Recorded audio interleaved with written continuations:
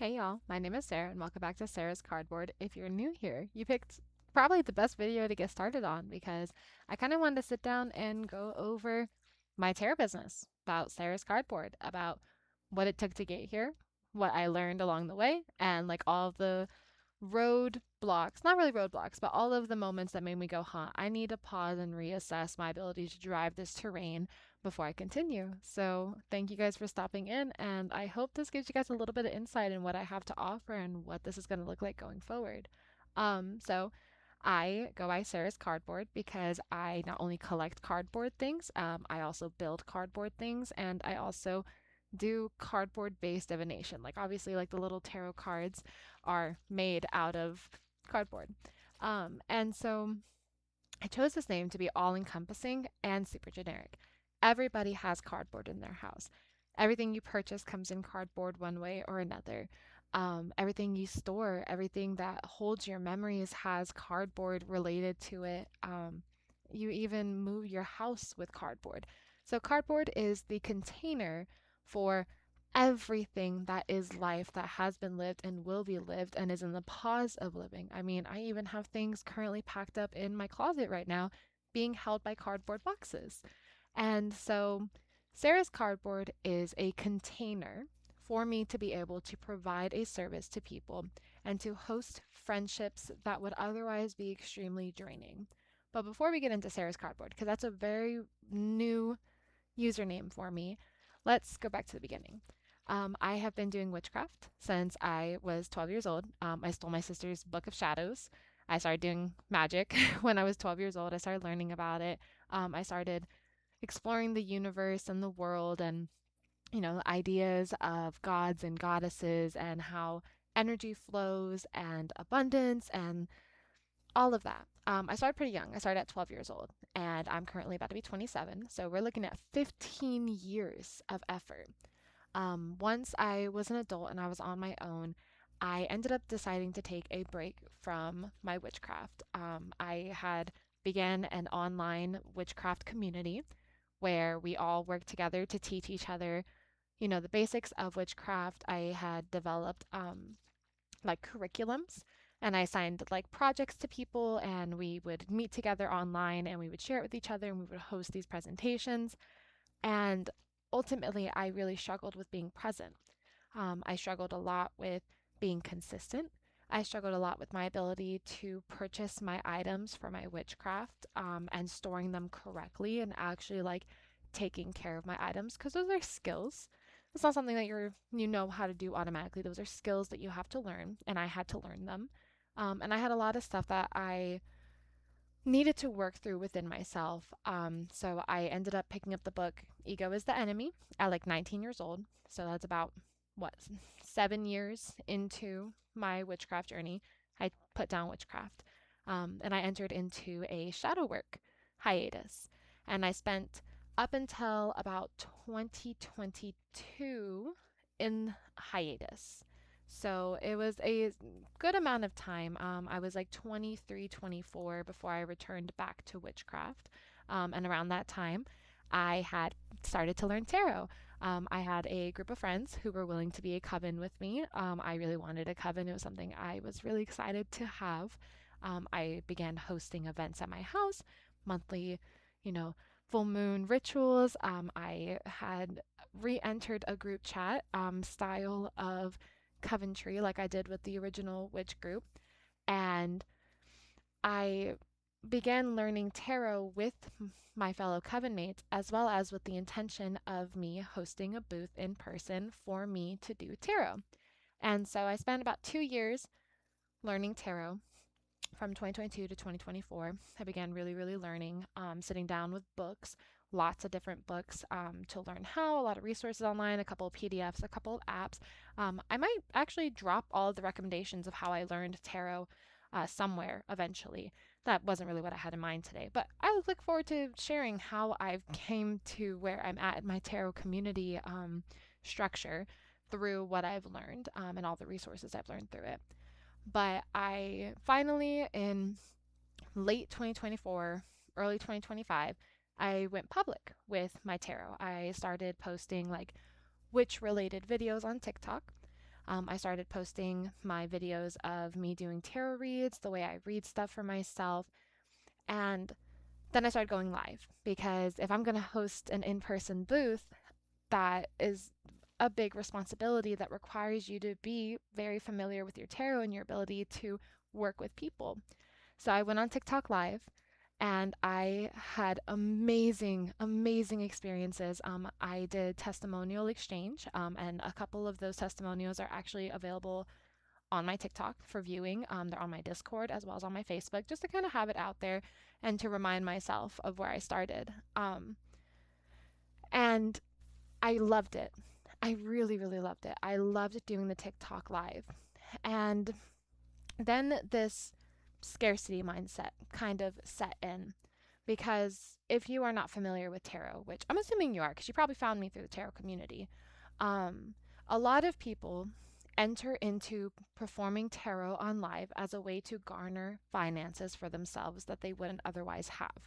It is a quick service that if you aren't familiar with tarot, you can basically fake your way through it in a way to get paid. And it is a untrackable mechanism. Like obviously you could screen record yourself being on live with these people, and you could have that for reference later. The TikTok mechanism never allowed me to fully save all of like the information from my lives because it only allowed you to clip one thing at a time on the app. This was before I transitioned to my computer screen setup, like my desktop setup. And there was a huge lack of accountability, not just like on the tarot reader side of things, but also on the reader, like the inquirer's side of things. Um, and it was fun. Don't get me wrong. I mean, I have some of the funnest stories. And one of them that I feel comfortable sharing, there was a girl who was asking about her ex boyfriend and if they would ever get back together. And I'm sitting there doing the cards, doing the cards, doing the cards, and I'm like, wait a minute. The way I read these cards tell me you've been manifesting in like every single way that you could. What are you doing with this man? Like, what are you manifesting? And then it turns out that this inquirer was using the 369 method and manifesting this guy multiple times a day, every day for months. And like, there was no other way for me to know that information besides like, I saw it in my cards. And I laugh about it and I think it's super fun, but I actually provided a lot of really good insight for that girl on how to like revisit the manifestation and like clear up a lot of emotional stuff that she had pertaining to this, old relationship that she wanted to bring back. I got some content out of it. I was able to post. Like, I gained a lot out of doing that reading, but there was a little part of me that just, I wanted to follow up. I wanted to know what happened. I wanted to know, did what I say help long term? Did you do the things I asked you to do? Like, did you take the steps I recommended? Like, how did it turn out? Do you want to find out again? There was no way to know because it was just a free read in the middle of the night at like 3 o'clock in the morning for a girl somewhere in the world that I don't know her username. She didn't follow me afterwards, I don't think. Um, and just like that, all of my evidence of being a good tarot reader came strictly from my mouth and my word of mouth and my videos that I posted and all of that. And that wasn't the only example I had of that. I ended up getting a paid private reading. I did TikTok Alive again, several months after the booth. So it's kind of like skipping around. We'll go back to it, but so this was like early 2025. Now in late 2025, I booked my first private session where I got on a call with somebody that had paid for a session. We spent about an hour together. We did 3 layers of tarot reads. I broke it all the way down for her. I gave her actions and steps and resources. I provided a document of everything I transcribed for her. And then I gave her action steps to follow up on. And I have not heard anything since. I never got a follow up. I never heard if what I said was worth doing. And I still, to this day, I'm curious about it. And like, it was a relationship related item and they weren't even a relationship, it was a situationship, friends with benefits, and like it was just one of those things where it more than likely dissipated into nothing. And so the inquirer had nothing to provide for me as like results. And so now I'm left with this open loop within myself. I want to know what happened. I want to be involved in the next steps. I really looked forward to watching them to progress in a relationship. I really look forward to working with this girl because she was familiar with tarot and she was familiar with what I was talking about and she understood, and it was a really good session, but the session ended there. And that's how I felt about my in-person festival as well. I still wonder, did that woman get her baking business up and going? Did she bake those Christmas cookies for all of her friends and family? Did that girl escape the cycle that she was trying to escape with her mom meddling in her life? Did that husband who was being ridiculed by his wife for spending too much money on his hobbies get a chance to, talk to his wife and find a way out of that situation with her and like be able to continue exploring his hobbies in a way that honored their relationship? Um, I want to know if that girl that approached me about a contract that she was preparing to sign and all of the, incentives that she was facing, did she get them? But these are not what they had intended to happen. They did not intend for me to follow back up. They didn't intend for me to hold their stories and their questions and the results I gave them. They didn't expect that. And so now here I am, all these years, like all these months later, still, I want to know. I'm so curious. I wanted to so badly write down everything I told these people. I so desperately wanted to have documentation to give to them to share. And so now I was faced with an ethical dilemma.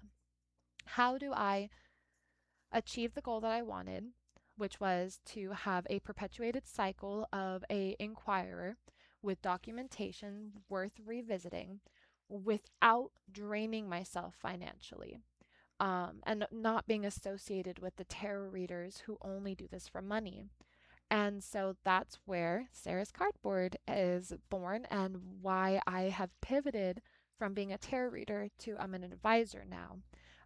The way that my services work now are people who are interested in long term reoccurring sessions can invest in either a 1 hour or 30-minute session where we get on call, we pull our cards, depending on whatever. It doesn't have to be a set thing, it could be like anything that they want it to be about.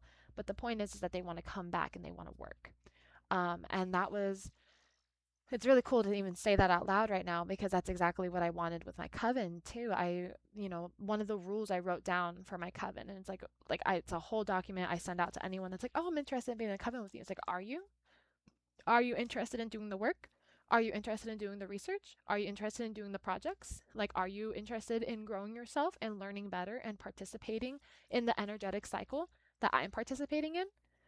And most of the time the answer is no, because when people step to tarot, they're stepping for quick reassurance or for a party game or for a quick way to make money and or a quick way to spend money because, you're desperate to hear about whether or not that guy likes you.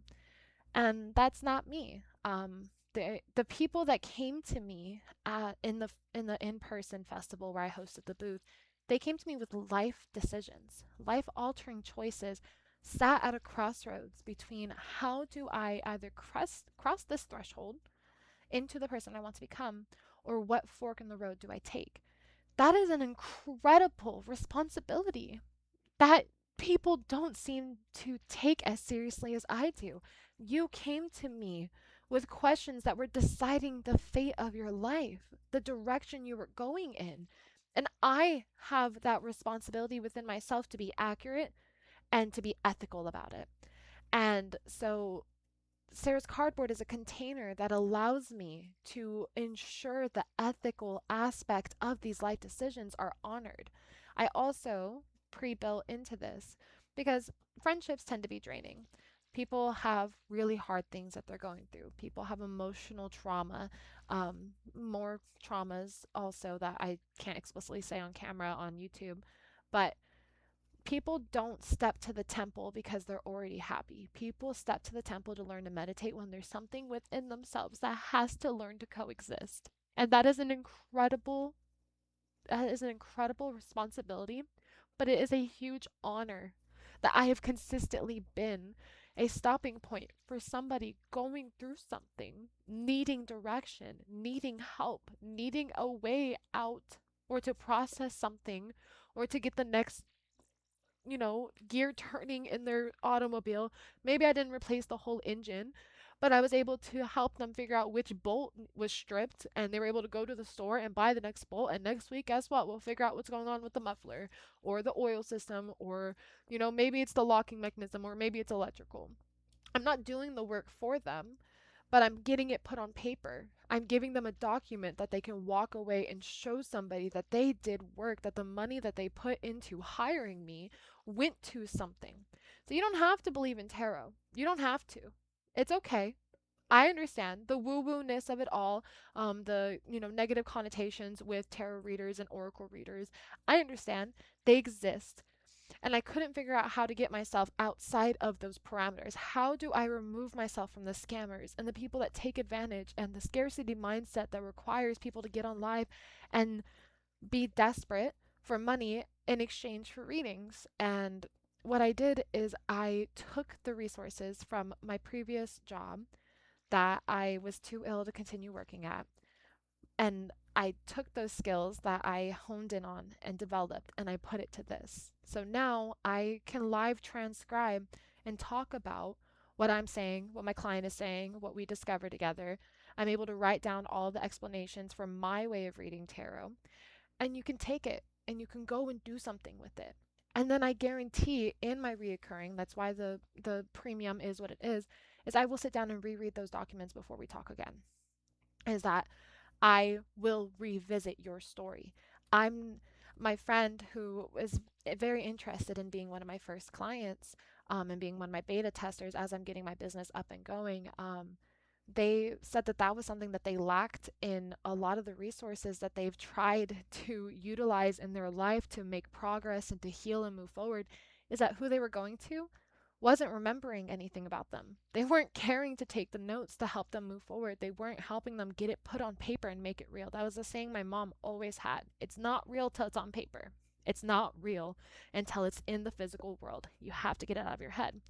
And I know people struggle with that. I don't. I don't struggle with that. I have a journal. This one is my third or fourth journal in 2 years, where I chug through information and drills and learning and research, and I rewrite my pools over and over and over again, and I revisit pools from over the last couple of years, and I make sure that I'm constantly getting what I do put to paper.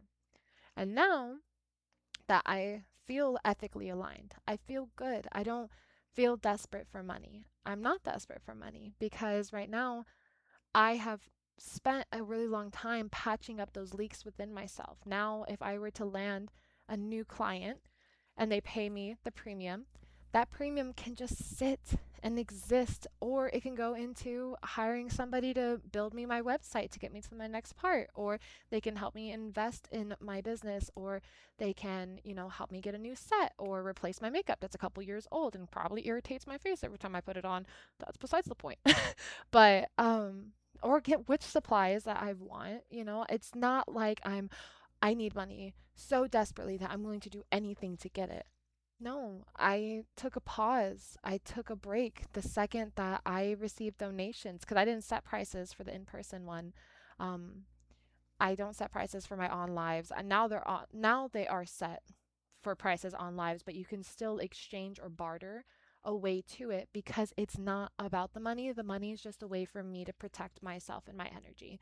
Because if I'm sitting down for 30 minutes before our session rereading documents, plus an hour session, plus 30 minutes cleaning up a document, that's 2 hours. I can't do that for free.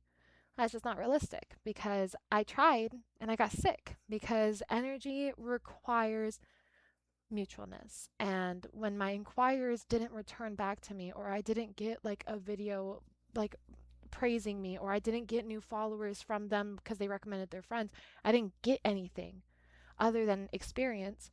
But experience only matters so much when you have enough of it.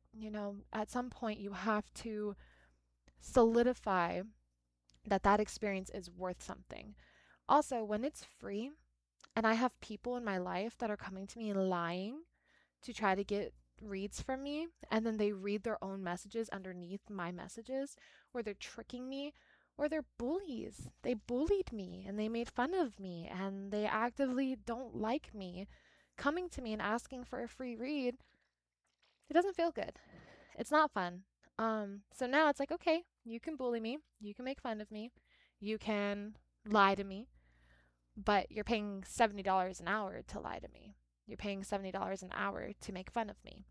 My YouTube videos, go ahead, make fun. They're for free because I like filming them. I like talking on them. I like sitting down and talking in an empty room. Then there was the final part of the ethics, which was consistency. How do I show up consistently so it doesn't feel like somebody got scammed? How do I ensure that I'm always posting, and I'm always available and I answer my emails and I'm making my YouTube videos and I'm doing the outreach? How do I do this integrally?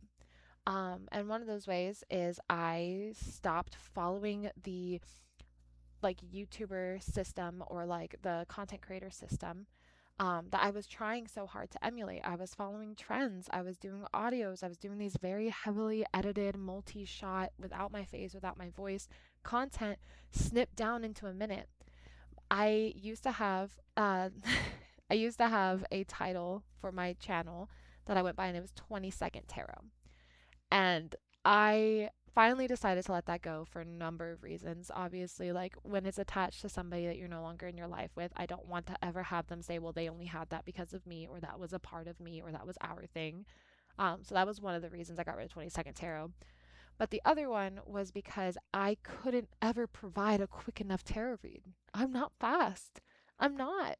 I'm not a fast writer. I'm not a fast talker. Well, I'm probably rapid speaking right now, but I'm not concise and consolidated. I'm not somebody that it's like, oh, 3 card pull and I'll give you your reading. No, I'm gonna pull until I understand what the fuck is going on. Oh, I'm gonna have to bleep that or something. But I'm not a 3 card pool person. I'm not a 5 card pool person. I'm not a like, oh, let's build a spread out and read it person. I'm gonna pull until it makes sense.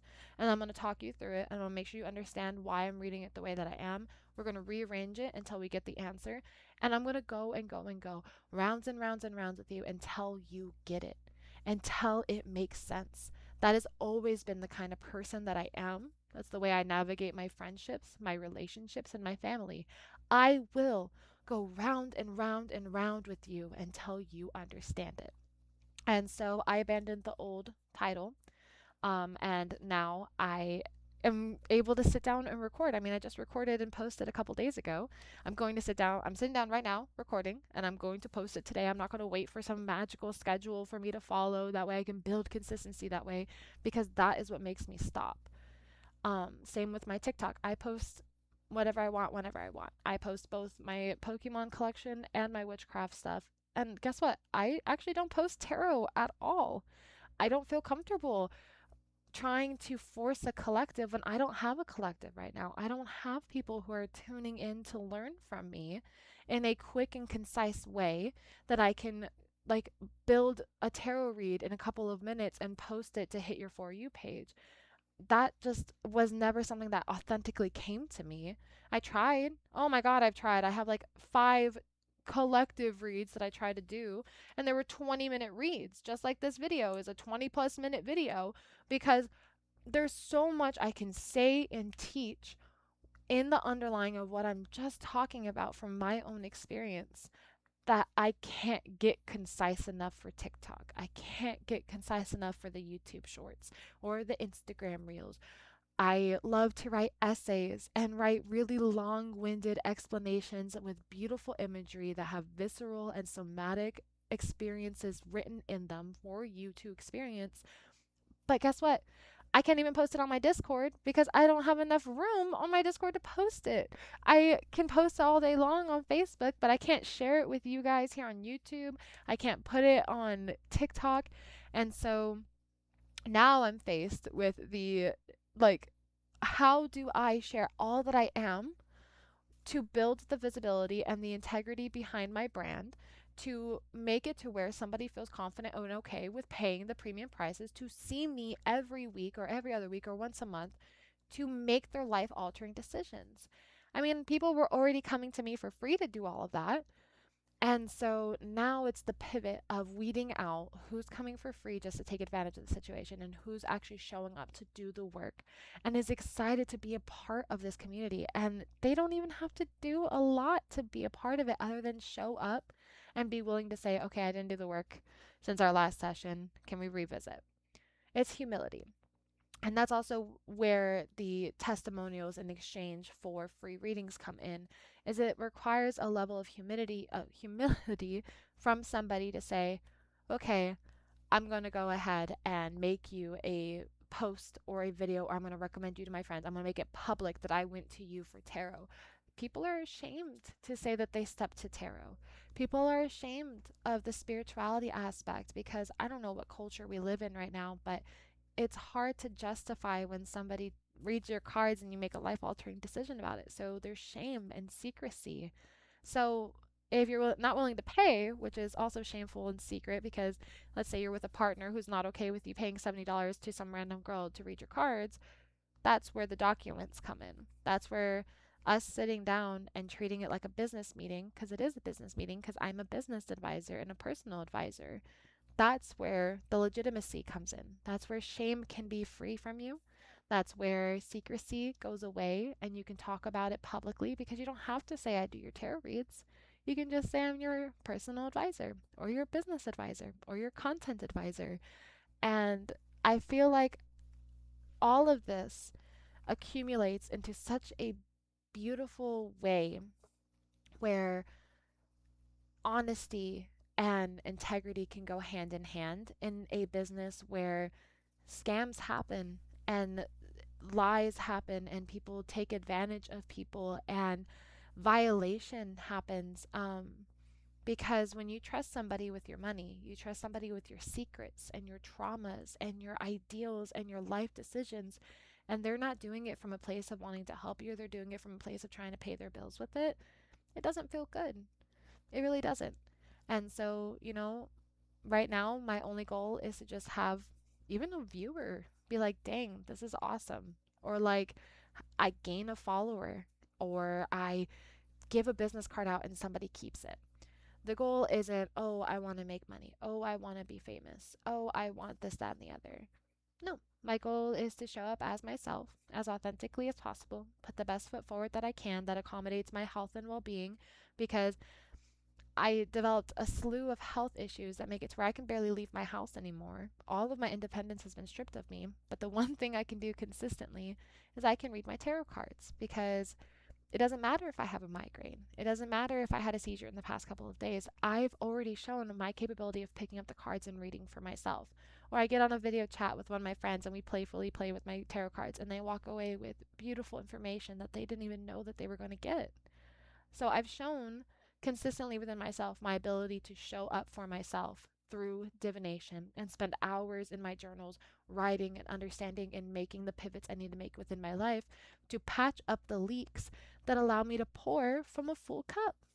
And that's so exciting. I'm so happy to finally be able to sit down and talk about this in a pretty cohesive way. I mean, I was here for 30 minutes and I just recapped 15 years of experience and ideologies and philosophies and beliefs that are important to knowing why what I do is worth it. And like last night, someone had posted that when you start a business, your family and friends go quiet. And that had I started this a year ago, had I opened up premium bookings a year ago, and I was trying to market to my friends the way that I was marketing on behalf of my friends and their businesses, you know what they're doing? Nothing. None of them that I marketed on behalf of have a business that is worth marketing anymore. They're not doing anything, as far as I know. They're not friends with me anymore. But I put a lot of groundwork and time and energy into promoting other people who were still faced with scarcity mindset and a level of inability to show up for anyone besides themselves, because that's what their business was about, was showing up for themselves. It wasn't about showing up for somebody else and providing a service for somebody else outside of themselves. And this time, me sitting down saying, hey, my bookings are open, It's because I can show up for other people because I spent so much time making sure I already showed up for myself and I made myself feel good and positive and comfortable within my living situation and my finances and my ethics. That's the big one, ethics and my integrity, my ability to replicate everything that I want to. If I wanted to, I could sit down and film another video right after this, and another, and another. And regardless of if there's anyone watching or not, it doesn't matter because I started this ready to speak to an empty room. That's what actresses do when they're on stage in their monologue.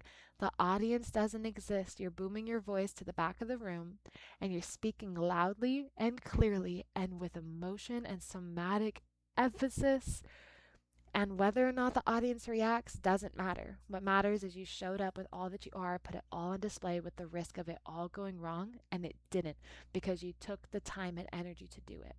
The actress does not come on stage without her makeup done, her costume correct, her lighting understood, and director notes filed away in her head and understanding her blocking and her timing. She spent hours agonizing over how is this going to sound? How am I going to portray this? How am I going to make sure I speak loud enough for the person in the back of the room to hear me and feel what I want them to feel through this monologue?